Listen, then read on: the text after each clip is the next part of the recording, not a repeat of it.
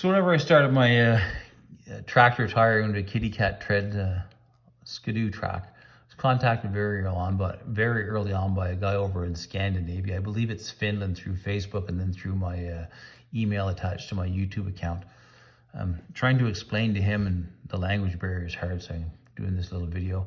This is a 3-jaw pin vise. This is a 40 thousandths diameter micro drill. Basically, the bearing that's on the side of your kitty cat skidoo's got a metal shield on it like that drives your drive cogs for the belt. You can't grease it, it's sealed at the factory. What I've done on mine is I've just taken a pin vise drill bit. It's sticking out just a tiny little bit. I get a shot back running and put it down beside it, and then just gently drill a hole through the steel face. I've already done it on this bearing, so you just drill it and it pops through like that. It's only sticking out just the thickness of the metal, so it can't hit the plastic cage inside. Actually, I believe that a metal shield always has a metal cage in it too, but I'm not sure. I've never taken one apart. I've only replaced them when they fail. Used to work for a British man, and we had these on high-end cars in the suspension, like on the rear swing arms and stuff like that, on independent Jaguar differentials and stuff like that. They were 40, 50, 60-year-old bearings that were sealed. We used to just take them apart as best we could and then drill a hole here, flip them over, drill a hole on the other side. We used to get needles from the horse vet. We would fill them full of diesel fuel, spin the bearing around, purge all the stuff out.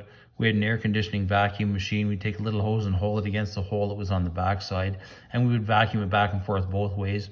After 6 or 7 times, the collection cup that was on the air conditioner vacuum can would be full of all the crap from inside the bearing, and it would only be clear diesel coming out.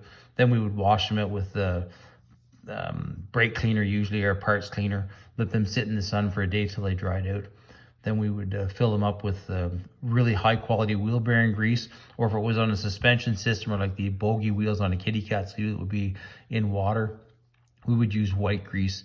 We used to use a horse needle, fill them up, put a little tiny piece of tape over the hole, then put JB Weld over it, and we never had a problem. Like I say, I wouldn't suggest, well, don't do it on a bearing that's critical where someone could die if it failed, like say a wheel bearing on something, or something that was helicopter rotor bearing or a ski lift bearing.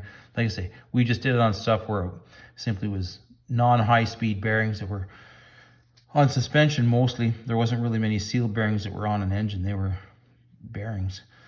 Anyways, just thought I would post that so the guy over in Finland or Sweden or wherever he is can hopefully figure out what I'm talking about and get his bearings greased up, because his kitty cat is a 1972, so they're 50 years old.